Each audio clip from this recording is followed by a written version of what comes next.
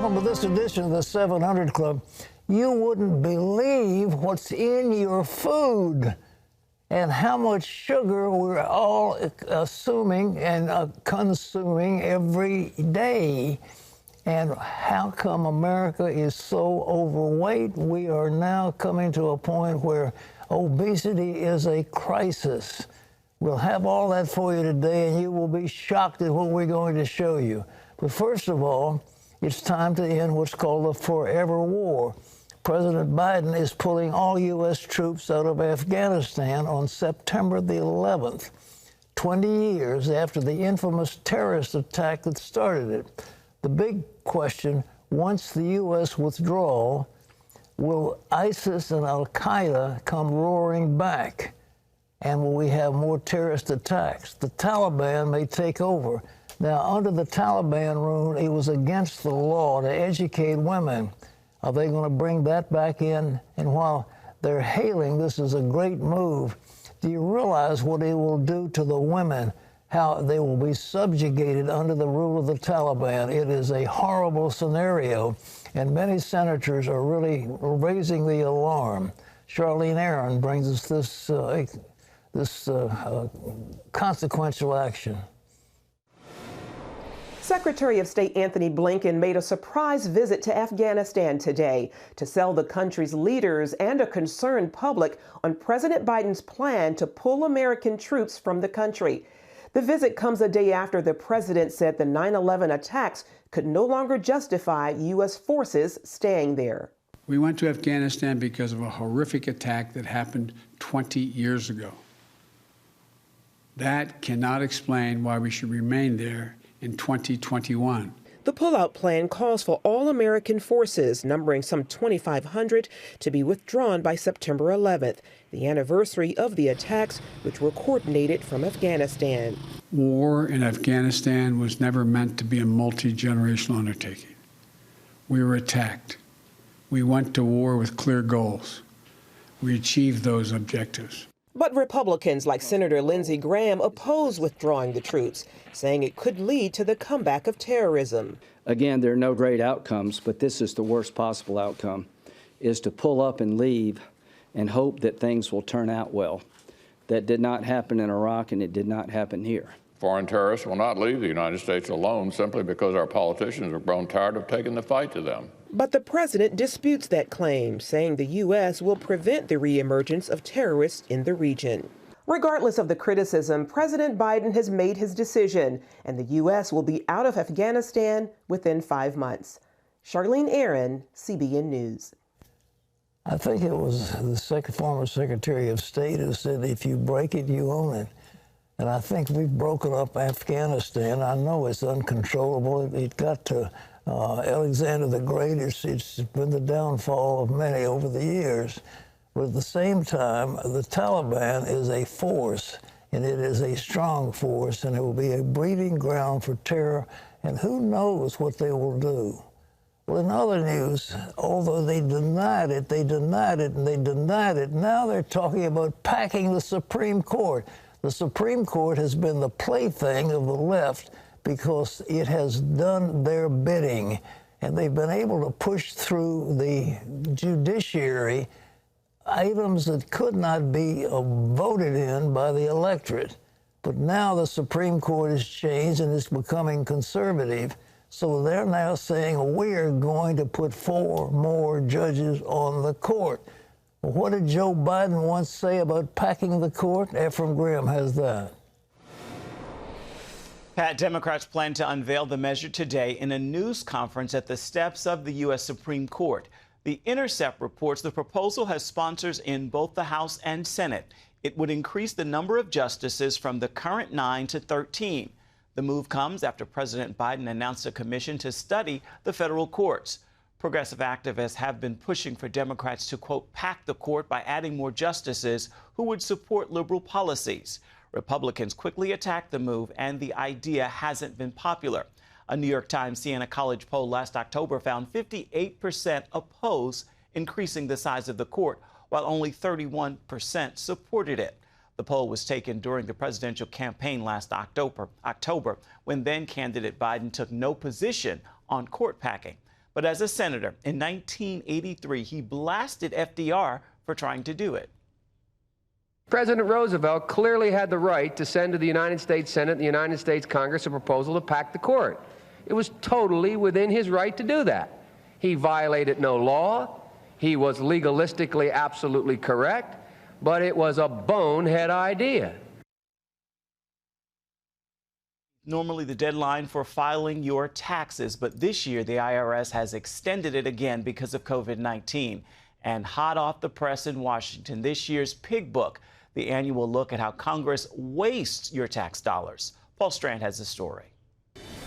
A number of lawmakers still concerned about spending and deficits joined in a virtual news conference to highlight out-of-control spending they say could eventually bankrupt America. There's a dirty little secret in this town, and there's a consensus that says spending and debt just don't matter. The 2021 Pig Book highlights some of Capitol Hill's latest cases of wasteful spending. $1.7 billion for 17 F-35 jet fighters not even requested by the Pentagon. $663,000 to help wipe out the brown tree snake. $19.7 million handed over to the East-West Center in Hawaii, though there was no formal budget request for it. Tom Schatz, who oversees the annual Pig Book, points out after a supposed 10-year ban, these wasteful earmark projects have returned, but in disguise. The new earmarks are called community project funding, an absurd designation that covers almost everything the government does. Senator Rand Paul points out the Pig Book says these pork barrel projects are back with a vengeance. It highlights 285 earmarks costing $16.8 billion. For far too long, earmarks have been used as a form of legal bribery, enabling party bosses to pass irresponsible and bloated spending that has ballooned government spending and added to our staggering $28 trillion national debt. And they warn that much worse is still ahead, thanks to President Biden's massive infrastructure bill. $2 trillion plus. The number keeps growing. Only about 6% will go for things like roads and bridges, while the rest covers a wide range. On silly things like a squirrel sanctuary in Tennessee, or turtle tunnels in Florida, and critter crossings in Vermont. Paul Strand, CBN News, Washington. Wasteful spending. Pat? You know, ladies and gentlemen, somehow or other, there are people in Washington who don't think it's their money. They're spending your money. And as I believe Margaret Thatcher said so wisely, socialism will end when there's nobody's pockets to pick. And they're going to bankrupt our country. Do you realize what this is going to do to your children? Your children and grandchildren will not have the same country you have because of this wasteful spending. America will go into the dustbin of history if they don't stop this stuff, because we cannot forever run on the tab. Nobody, try doing it in your own house. You're going to spend more than you take in, and sooner or later, the Bible says the debtor is the servant of the lender. And we will be in bondage, whether it's to the Chinese or some other group. We will not be able to defend ourselves. They've got to stop it.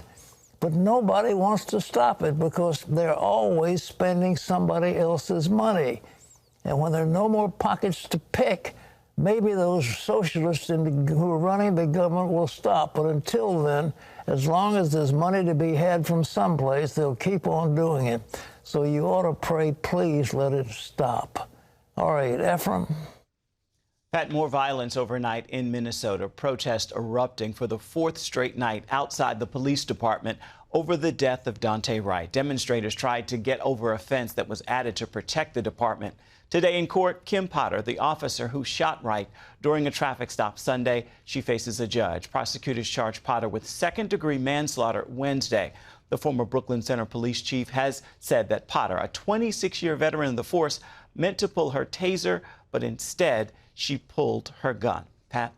You know, I asked for a demonstration, and I have here in front of me that this is not the real thing. It's a plastic, but this is, in our police department, we use the Sig Sauer.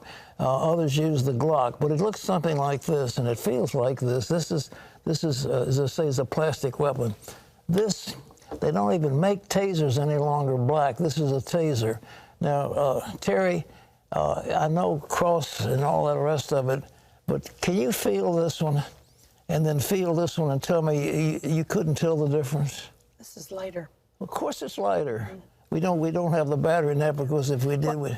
Also, I want to say, you know, I think a lot of people are thinking, like I was, that both the gun and the taser would be put on your dominant side, but it's not that way. Yeah, but they have to cross, or they have them on different. So you actually have to reach across yourself to you get feel the difference. I I mean, it's definitely there's just no discernible. comparison. As I say, they're not making tasers in this yellow color anymore. They're making in black. They're making them yellow.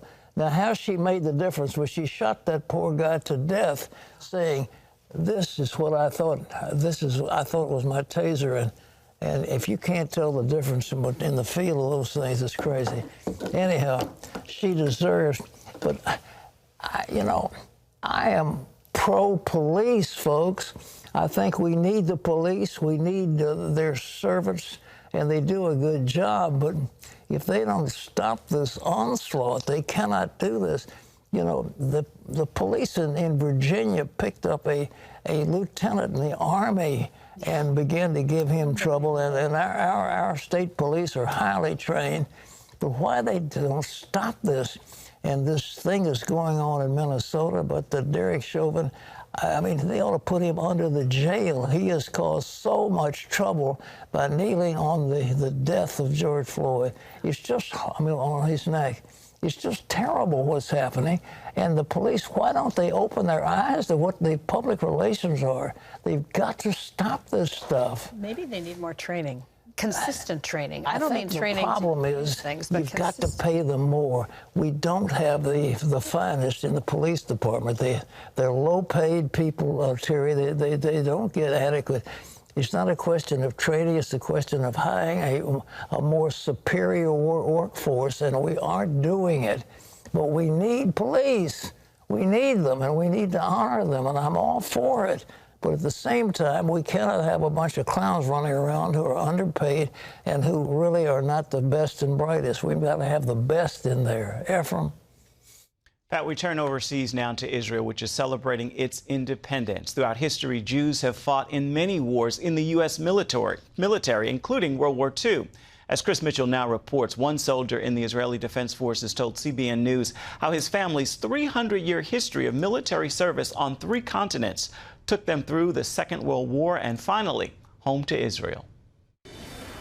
At age 18, Jesse Ebner immigrated to Israel to enter the IDF and fulfill a family tradition that goes back generations. I knew I was going to the military based off of my family's history, that everybody for the past 300 years has been in one military or another, starting back in the Austrian Empire all the way to the United States. And I decided that I had to come here for ideological reasons.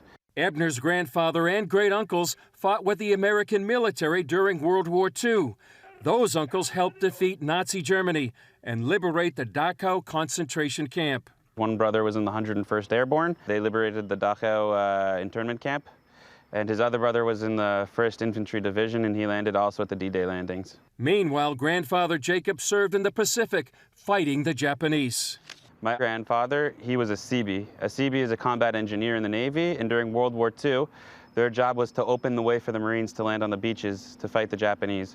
So he was in Iwo Jima, he was in Guadalcanal. His job was to get onto the beach, defuse mines, to stop tank traps, in order for the Marines to be able to have a successful invasion of these islands. This military heritage that began centuries ago also led to a name change. We originally were the Cohen family, and they decided that they wanted to be officers in the Austrian military, so they bought the last name Ebner, which was a nice Austrian last name. And it just continued up until my father himself he was a fighter pilot in the United States Air Force. Ebner now feels his family has come full circle. I think partially it was hearing about the experiences of my grandfather and his brothers to find something that I could fight for, and I saw Israel. It's our homeland, and it's something that we can fight for now, and it's something that exists. And it might have been something that 300 years ago my family would have liked to have done but did not have the opportunity to do it. Something that I feel could close the circle also of my grandfather's brother who liberated the camp, the people that were in the camps now, that we can stand up for ourselves. With anti-Semitism on the rise around the world, Ebner says it's important for Israel to be here for the Jewish people and for the IDF to be able to protect it. I'm happy to wake up every day to know that I'm doing my part to make sure that the world's a little bit safer. We're on the front lines of what could happen to the world, and that's why we need to be the strongest we can be and keep up what we're doing, because I believe the IDF is the strongest army in the world and that we're ready for whatever our neighborhood can throw at us. Chris Mitchell, CBN News, Rehovot, Israel. As we mentioned, today is Israel's Independence Day, the Jewish state being established after an historic battle just 3 years after World War II in 1948. With the ceremony on Wednesday night, Israel began celebrating 73 years since the modern Jewish state was formed. Yesterday, on its Memorial Day, Israelis visited cemeteries and media broadcast documentaries about the country's wars and soldiers' recollections. The independence celebrations come as Israel begins to return to much of the pre-pandemic routine because of the breakneck pace of its vaccination drive. Israel's victory in its War of Independence has been called a modern-day miracle. Pat? Well, it was a miracle. It really was a miracle of God because, you know, as soon as independence was declared, the Arab nations all jumped on Israel, and Israel had the smallest little army to defend itself, and yet they managed to pull it off. And they fought like tigers, and they won. They won a victory, and Israel now is the strongest democracy in the Middle East, and they're our strongest ally, and I, for one, am a fan of Israel, and I'm sure they know, and you know, that we stand with Israel because they're God's chosen people, and the nation of Israel is going to stand. And Jesus said, this race, you know, we some of the interpretation in the King James isn't exactly true, but basically what he's saying is this people, you know, will endure until I come back. They'll always be in Israel, and as you know, the Prime Minister of Israel was asked by Queen Victoria, Mr. Prime Minister, can you give me an example of the existence of God? And his answer was the Jew, Your Majesty. That was Benjamin Disraeli. The Jew was the greatest example of the existence of God. It's a shocking truth. 60 pounds. That's how much sugar American adults consume each year. No wonder more than 40% of the American people are obese. And who consumes even more sugar? You guessed it, little children. Laurie Johnson brings us this alarming report on the havoc sugar can wreak on your health. More than 42% of adults are now obese, making it the first time the national rate has passed the 40% mark. One reason? We consume 3 times the recommended amount of sugar. Most American adults consume about 1/3 of a cup of sugar each day. Think of it. That adds up to about 60 pounds a year. This much. But guess what? Kids consume even more than grown-ups, 65 pounds a year. A lot of that comes from beverages. Kids consume 30 gallons of liquid sugar a year, enough to fill a bathtub. Fruit juices, sport and energy drinks, even tea and coffee are often loaded with sugar. This one Starbucks item contains more than 14 teaspoons of sugar, almost 2 days' worth. Candy bars make people happy without them realizing they're eating a whole day's sugar allotment. They do feel that uplifting feeling for a few minutes, but the problem is these long-term effects. Doctors say consuming too much sugar can lead to cancer, heart disease, and brain disorders. Sugar has been shown in several research studies to worsen depression, to worsen anxiety, and associated with things like brain atrophy and dementia. Even foods that seem healthy are often loaded with sugar, like this protein bar with 8 teaspoons. Canned peaches in syrup, 18 teaspoons. Baked beans, 22 teaspoons. In her book, Breaking Up with Sugar, Molly Carmel describes her decision to lose weight after tipping the scale at 325 pounds. Sugar is a tricky, tricky, tricky little abuser because it really is everywhere. I gave up ketchup. I gave up teriyaki sauce. I gave up a lot of salad dressings. This tiny jar of pasta sauce contains 5 teaspoons of sugar, and this small bottle of barbecue sauce has 54. Health experts say one of the best ways to reduce sugar intake is to avoid processed foods and cook at home from scratch. All right, Lori Johnson's with us, and we have in front of us all of this stuff. Lori, what does sugar do to us? Well, you know, sugar is the root cause of so many diseases, and obesity is too. Did you know, Pat, that as far as COVID-19 is concerned, that obesity is the second greatest risk factor for having complications, hospitalizations, and death? We know age is number 1, but obesity is number 2, and it's because obesity causes inflammation. Obesity is an inflammatory condition, and we know that so many diseases, including COVID-19, are inflammatory diseases. Well, why are they putting so much sugar in all this stuff? I mean, not to mention the high fructose corn syrup, which is a killer. Well, the main reason is because it's addictive. And so if you are in the business to sell food and make money selling food, if you can make people addicted to your food, that they constantly want more and more, you're going to make a lot of money. Well, but this was killing people. Right, that's true. And that's my job, is to inform people, because the food manufacturers, their job is to make money, not make people healthy. All right, let's go down the list. You've got an array here. Talk to us about what you've got in front of you. Well, first of all, I think a lot of people realize things like birthday cake are sweet, but they may not realize exactly how sweet they are. This one piece of birthday cake contains a half a cup of sugar. Now, the American Heart Association says people should consume anywhere between 6 and 9 teaspoons of sugar a day. 6 teaspoons for small people like women, 9 teaspoons for larger people like men. So you can see one half of a cup, one piece of birthday cake is way more than that. Let's move down here to some of the other products. Oreos. This is a box of Oreo cookies, and it contains 1 1/3 cups of sugar.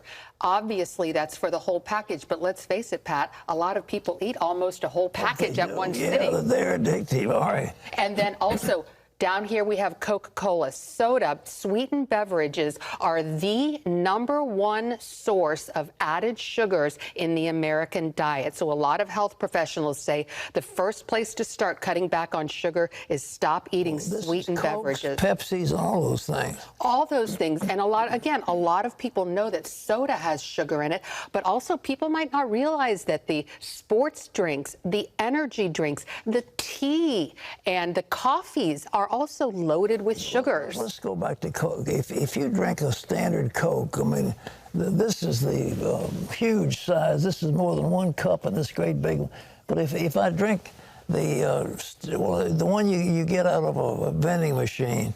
Right. That's about a third of that. So we're talking about maybe like a third of a cup of sugar, which again is way more than your one-day allotment. One Coke. So if a guy drinks 4 or 5 Cokes a day, he's loading up on sugar. Exactly. And I'm glad you said that, because not many people drink just 1 Coke a day. If you're drinking Coke, you're usually addicted to it. It's so refreshing, and everybody thinks, well, I need that boost. But actually, you need the kick that's there. They load it with some caffeine, and then along with the sugar. That's all it is. Right, and I'm glad you pointed out that it is delicious, and no one's saying that these foods aren't delicious, but we need to shift, according to the nutrition experts, shift our priorities. We shouldn't be eating food based on how good it tastes. You know, Coke is one of the biggest companies in America. I mean, big. I mean, you know, Warren Buffett had a big stake in Coca-Cola, and it's one of the huge corporations.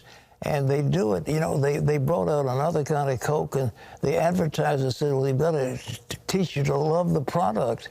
I mean, and then Pepsi's coming on, and the two of them are fighting together, but they're both loaded with sugar. It's caffeine, sugar, and sugar. Right, and here's another thing a lot of people might not realize is a lot of these soda companies have shifted to the water industry, and they have these vitamin waters and these smart waters and these flavored waters, again, loaded with sugar.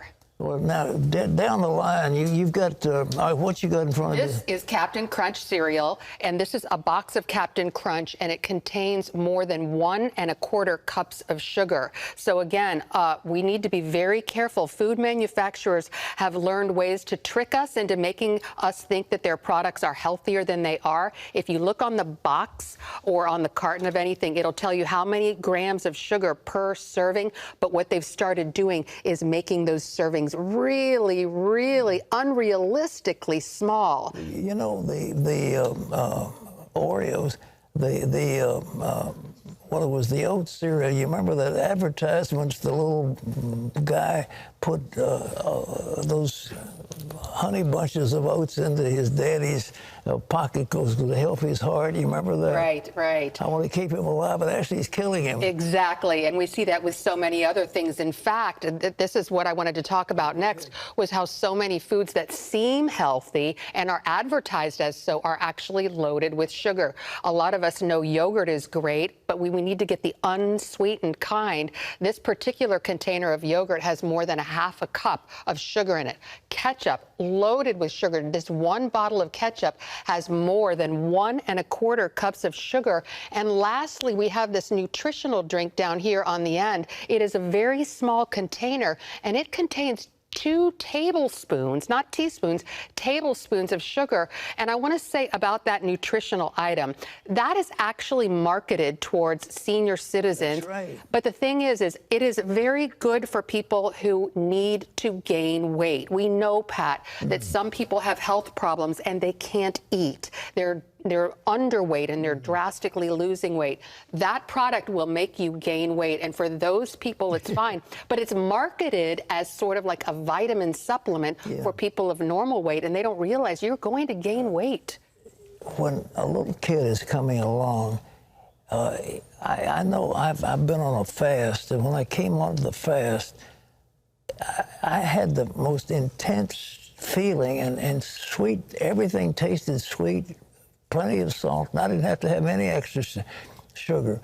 But little children don't need any sugar, yet we loaded up these cereals. All of them have sugar in it for little kids. And it's really terrible, and that's why we're trying to bring this to the attention of everyone, parents and also all of us. Did you know that the American obesity rate is 42% right now? We also know that 31% of the country is overweight. That means 73% of the nation is either overweight or obese. 3 out of 4 people need to lose weight. It's really disgusting. It's just disgusting. I mean, people are they're enormous now.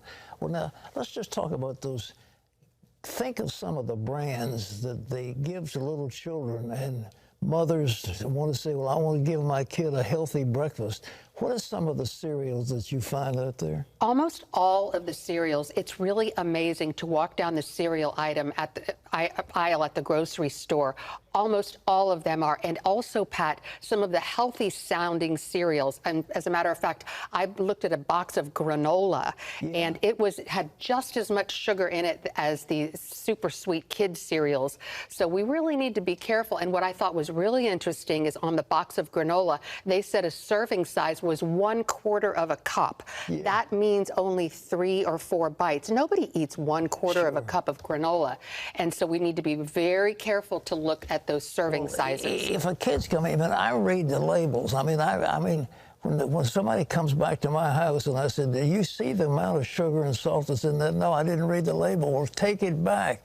You know, we go to Whole Foods. I make absolutely certain if I'm eating yogurt, it's not low fat. It's no sugar. I mean, it's plain vanilla. And but these soft drinks, what can somebody do? I mean, you know, I eat bran, and I eat oatmeal, things like that. I eat eggs. They don't have sugar in them. That's exactly right. That's funny that you bring up oatmeal, because that's one of the few things on the cereal item aisle that doesn't have sugar in it.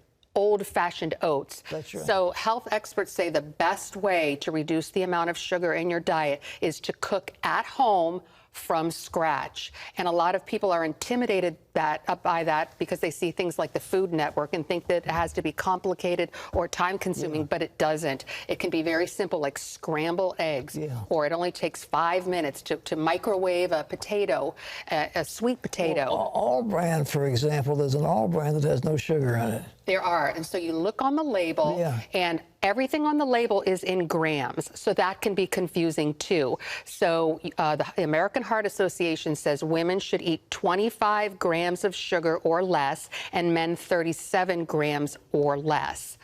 Well, the thing that struck me, I mean, they were advertising. This little kid was putting those honey bunches of oats into his daddy's pockets because he's going to save his heart. I mean, it was an absolute lie.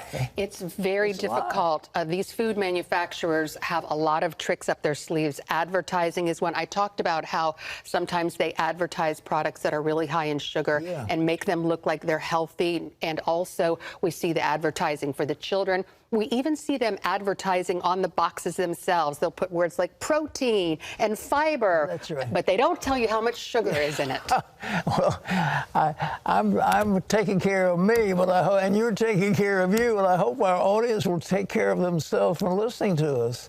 Yes, I hope so too. All right. Well, we're down on Coke, so we're down on, well, I think Coke is joined in the parade of horribles, so you're part of the woke generation, so they're killing you with this, in addition to the fact that they're hurting Georgia. Indeed, indeed. Coca-Cola. Yes, yes. You know, they used to call them dopes because they actually had cocaine in them. Yes. Did you know that? Yes, way back when. Yeah, they call them dopes because they've cut the cocaine out. But it was, you know, they used to have something called Tab, and it was supposedly a diet thing. And I kicked Tab finally, and it was the most horrible withdrawal. I had headaches you just wouldn't believe because they were so high in caffeine. Right. Well, I'm glad you brought that up, because a lot of nutritional experts say if you can go without sugar for 3 days, you will stop craving it. 3 days. I thought it was 21 days. 3 days. Laurie, thank you very much. Ladies and gentlemen, listen to what Laurie's telling you. Read the labels. Oatmeal and All Bran are the two I can tell you don't have sugar in them, but almost everything else does as far as breakfast. But scrambled eggs, good for you. And this is Ezekiel bread. I'm all for, you know, in terms of Ezekiel bread, it doesn't have a lot of gluten in it. So we had your man on the other day giving us a primer on nutrition. It's so important. Laurie, thank you so much. You're doing a tremendous job. One of the greatest debuts in Major League Baseball history. That was Daniel Ponce de Leon's claim to fame after he threw an astonishing 7 innings of no-hit ball during his very first outing. Daniel's rise to the majors was fraught with major setbacks, including a near-death brain injury. So how did he make it to the top? Sports reporter Sean Brown gets to the bottom line in this exclusive interview. By spring of 2017, life was shaping up nicely for then 25-year-old Daniel Ponce de Leon. The AAA pitcher had plans to marry the mother of his son, Jennifer. Daniel was having a season he was sure would get him called up to the majors with the St. Louis Cardinals. But on May 9th of that year, one pitch and a one-line drive hit would threaten to take everything, including his life. Do you remember being hit? Yeah. I remember releasing it, and usually right when I release a pitch, you know if it's going to be good or bad, you know. And it was one of those, oh no. So he hits it, and, you know, you finish down this way, and you go to come back up, and you just can't get the glove back up in time. And I remember getting hit and then being a bit stunned. The ball had struck Daniel in his temple, and he was rushed to the emergency room where doctors found he had a skull fracture that was causing a brain bleed, and it was spreading. Part of his skull had to be removed to release the pressure. The surgery went well, but Daniel wasn't out of the woods.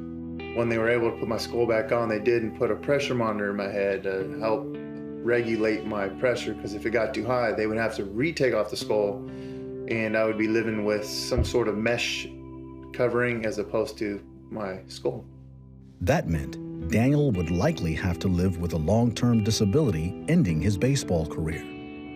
Hearing the news, he asked his father for prayer. He's the one who led me to Jesus, and so that is my number one man to come into my life. His father prayed from Romans 8:28. And we know that in all things God works for the good of those who love him, who have been called according to his purpose. Felt peace. I felt once he got done with praying, I felt calmer. I was a bit, uneasy. And then once just having your dad come over and he put his arms and his whole body, on top of me. The pressure in Daniel's brain remained stable, and doctors expected a full recovery.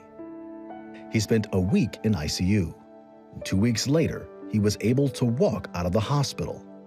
Even still, he would spend the next 3 months resting with very limited physical activity, time he would use to refocus his priorities, including his faith in God.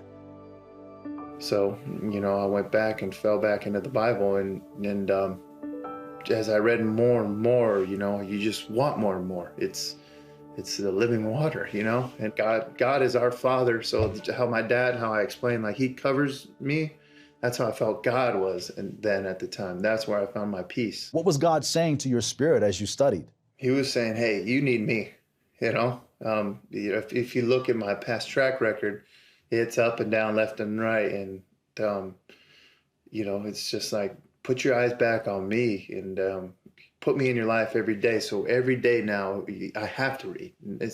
My spirit wants it. My soul wants it. It needs it. Through prayer and God's guidance, Daniel got his priorities in order. What kind of prayer that I hope you do and that God probably hopes you do is you go in your closet, go in somewhere, and you spend time with the Lord deep in prayer. Pray from your soul, from your heart. And that's exactly what I did. I sought the Lord as hard as I could when I got hurt. After 3 months, Daniel had recovered. Now he was ready to begin his journey back to the mound. He was enjoying an impressive return to AAA baseball, and 2 months later, he received the call he'd been hoping for from his manager, Stubby Clapp.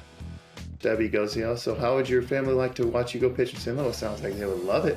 And then he's like, all right, well, they're going to need you up, and you're going to be going up tomorrow. And I got excited. I go over there, and I pick up Stubby, and I spin him around and stuff. And it was a great time. Daniel became a St. Louis Cardinal in 2018. And today, he is married to Jennifer, and in addition to their son, Kason, they also have a daughter, Sophia.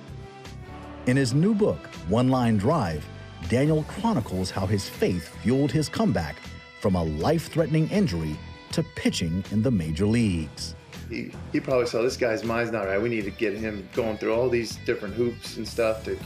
It's all little things here. And, without that path, I wouldn't know what I know to this day. And I might not be where I am in my faith to this day. And praise the Lord for putting me through that. Daniel Ponce de Leon's book is called One Line Drive, and it's available wherever books are sold. If, like Daniel, you've been struggling with faith, we'd like you to have this resource called Faith. The Bible says that without faith, it's impossible to please God, but with faith, all things are possible. This is so easy for you to acquire. It's a teaching from God's Word on both sides. We think it'll be a blessing to you. You can download your free copy if you like by going to cbn.com, or if you'd like to request a copy in the mail, a hard copy, you can call 1-800-700-7000. Just say, I'd like the teaching on faith, and we'll get that out to you right away.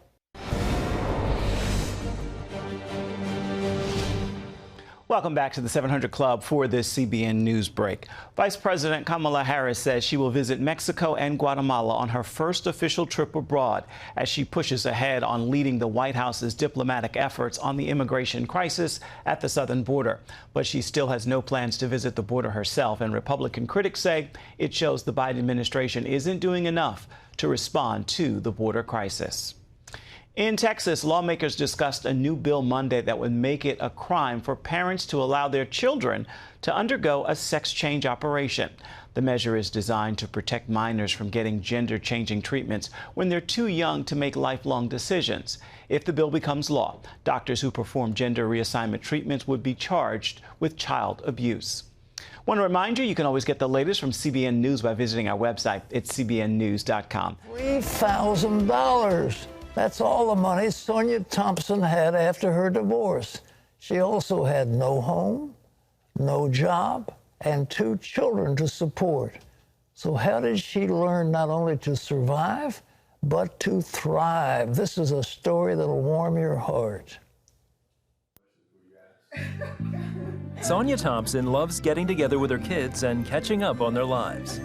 To see how well my children are doing and have done, and I know it's God's faithfulness that's brought us through everything where now I can look back and say, wow, God, look what you have done. Years ago, when Sonia's marriage ended, she moved back home without a job or any other means of support, and no idea what the future held.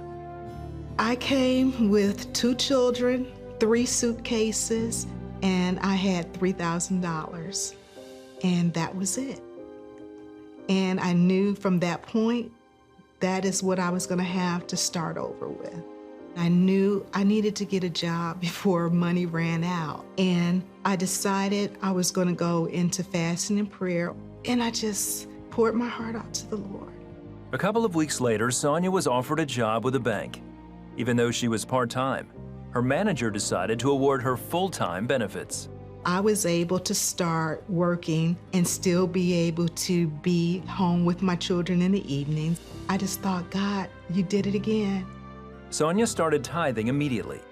She excelled at her new position, and as her salary increased, so did her giving. I credit it to God. I'm like, God, you've been so faithful and you're so good. Of course I should tithe from my gross. And that's what I did. And we never were without. We had everything we needed, and God just continued to bless, and He continued to increase my income. But one thing still bothered her. Sonia was concerned about how she would send her kids to college. I knew that I didn't have the resources to pay up front for 2 children in college at the same time as they moved into the high school years. That was a point of continual prayer. And the prayer was that, Lord, provide that they can finish college and finish debt-free, because I did not want them to start off life in a sinkhole of debt. In spite of her financial concerns, Sonia decided to become a CBN partner. I think that's the best way you can minister to people, by not only giving them the gospel, but also meeting the need that they have and showing them the love of God. So just seeing the testimonies of the good things that Operation Blessing was doing, it touched my heart, and I wanted to be a part of that. Soon after, both Sonia's children were awarded full scholarships to the school of their choice. I had both my children in school, their academics fully paid for, and their room and board was paid every time, no loans. And it was just such a blessing, such an answer to prayer. Sonia continued to tithe. Soon, she was able to transfer with her company and purchase a new home. My income tripled during the time that I was working for the bank. And it was just the hand of God blessing the work of my hands. With my company paying for the move, I was able to furnish my new home with new furniture debt-free. Sonia is confident that her obedience to God and giving is the reason for her success today. If you put your faith in God's word and hold to the promises of God's word, He will come through without a shadow of a doubt. And my life is living proof of that. Sonia's a blessing to me. Isn't that what the Lord said? He said, prove me with your tithes and offerings if I won't open the windows of heaven and pour you out such a blessing you can't contain.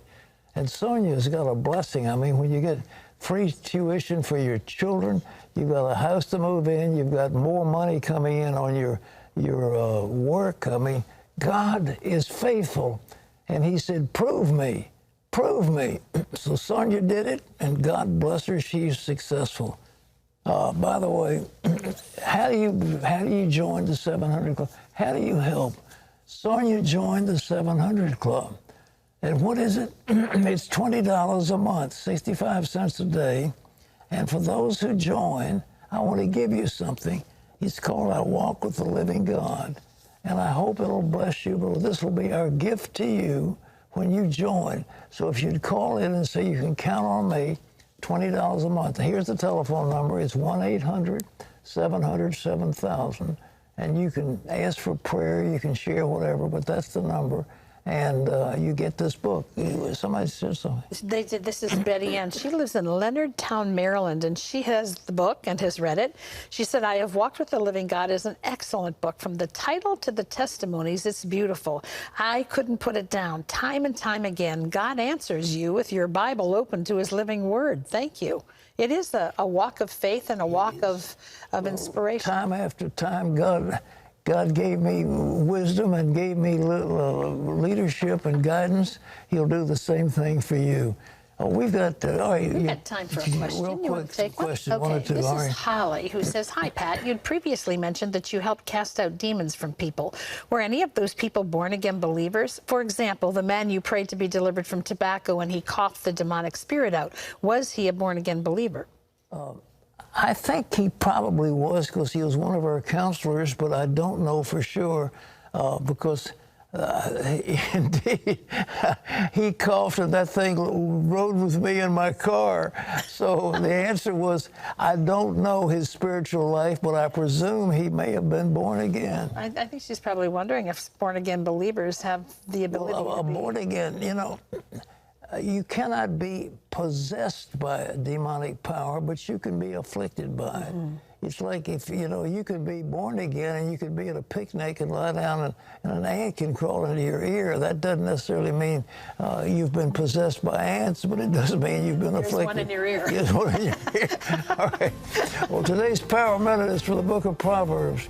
Fear the Lord and depart from evil. It will be health to your flesh and strength to your bones. Well, tomorrow, a stunning eyewitness report at the Bedlam of the border. You don't want to miss that. So thanks for being with us. We love you and praise God for you, and see you tomorrow. Bye-bye.